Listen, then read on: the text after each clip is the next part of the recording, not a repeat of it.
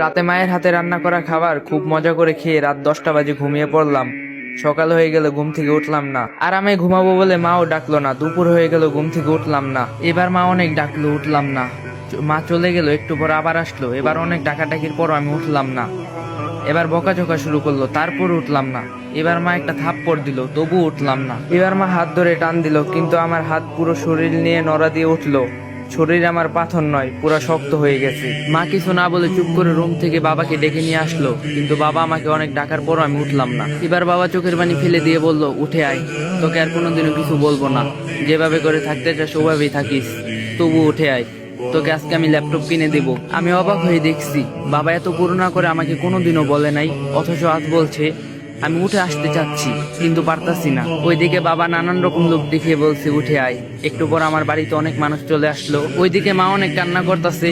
মাকে কেউ সান্ত্বনা দিচ্ছে, কেউ বাবাকে, কেউ ভাইকে, কেউ বোনকে নানান রকম কথা বলে বোঝাচ্ছে। একটু পর কয়েকজন এসে আমাকে খুব যত্ন করে বিছানা থেকে নামিয়ে লোহার শক্ত খাটিয়ায় শুয়ে দিল। আমি কাঁদতাছি আর বলতাছি, পেটে খুব ব্যথা লাগছে, নামাও এখান থেকে আমাকে। কেউ আমার কথা শুনছে না। একটু পরেই মানুষগুলো গরম পানি নিয়ে এসে আমার শরীরে কিছু পানি ঢেলে দিল। ইস, আমার শরীরটা পুড়ে যাচ্ছে বলে চিৎকার করছি, কেউ আমার কথা শুনছে না। আমাকে পরম যত্ন করে গরম পানি দিয়ে খুব সুন্দর করে ঢেলে ঢেলে ধুয়ে দিচ্ছে। আমি কাঁদতাছি, আমাকে গরম পানি দিও না, আমার শরীর পুড়ে যাচ্ছে, ডলা দিও না, আমার খুব ব্যথা লাগছে। কেউ শুনলো না আমার কথা। অনেক সময় নিয়ে গোসল করে আমার শরীর ভালো করে মুছে নিয়ে আমারে নিয়ে আসলো আমার বাসার জায়গাতে। আমি খুব খুশি হলাম, ভাবলাম আমাকে এখানে বসাবে, কিন্তু ওরা আমাকে না বসিয়ে কাঠের শক্ত খাটিয়ে শুয়ে দিল। একটা চাদরও নিচে দিল না। একটু পর মা, বোন আরো কয়েকজন মিলে একটা সাদা কাফনের কাপড় পরিয়ে দিল।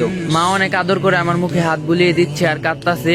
এত আদর আমাকে কোনোদিনও মা করেনি। আমি মাকে অনেক করে বললাম কান্না থামাতে, কিন্তু মা কান্না থামাচ্ছে না। আমি এত করে বলছি, মা কেঁদো না, মা কিছুতে আমার কথা শুনছে না। একটু পর কয়েকজন এসে আমার পা মাথাটা বেঁধে দিল। আমি এত করে বললাম আমার বাঁধনটা খুলে দাও, কেউ আমার কথা শুনলো না। মাকে সরিয়ে দিয়ে আমাকে নিয়ে যেতে লাগলো। মা কিছুতে আমাকে নিয়ে যেতে দিচ্ছে না। আমার ভাই বোন সব চুপ করে দাঁড়িয়ে কাঁদছে, আর কিছু বলছে না। কত করে বলছি ডিস্টার্ব করিস না, আমাকে একজনও শুনলো না। কেঁদে চলছে, একটু বেশি ঘুমালে বাবা বকা দিত, কিন্তু এখন চুপ করে দাঁড়িয়ে চোখের পানি মুছতাছে। আর একটা বকাও দিল না আমাকে। মাকে জোর করে সরিয়ে দিল কয়েকজন, আমাকে নিয়ে অনেক মানুষের সামনে শুয়ে দিল একটা ছায়া। তারপর জানাজা পড়ালো। আমার জানাজা শেষ নিয়ে গেল, আমাকে একটু দূরে একটা মাটির গর্তে রেখে আসলো। বাবা আর ভাই দুজনে মিলে মাটির গর্তে নেমে আমাকে কোলে করে তুলে নিয়ে মাটির গর্তে শুয়ে দিল। একটা বালিশ চাদর কিছুই দিল না, একটা লাইটও দিল না। আমার পা আর মাথার কাছের বাঁধনগুলো খুলে দিল। আমার উপর খুব তাড়াহুড়ো করে কিছু কাঁচা বাঁশ দিয়ে ঢেকে দিল। তার উপর কি কি দিল আমি কিছুই দেখতে পারছি না। যতই সময় যাচ্ছে মাটির গর্তে অন্ধকার নেমে যাচ্ছে। আমি চিৎকার করছি আর বলছি, আমাকে এখান থেকে বের করো, আমার খুব ভয় করছে, কিছুই দেখতে পারছি না। একটু পরে আমার উপর মাটি চাপা দিয়ে সবাই চলে যাচ্ছে। আমি ডাকতাছি আর বলতাছি, আমাকে একা রেখে চলে যেও না। কেউ শুনলো না আমার কথা। স্বার্থপরের মতো সবাই চলে গেল।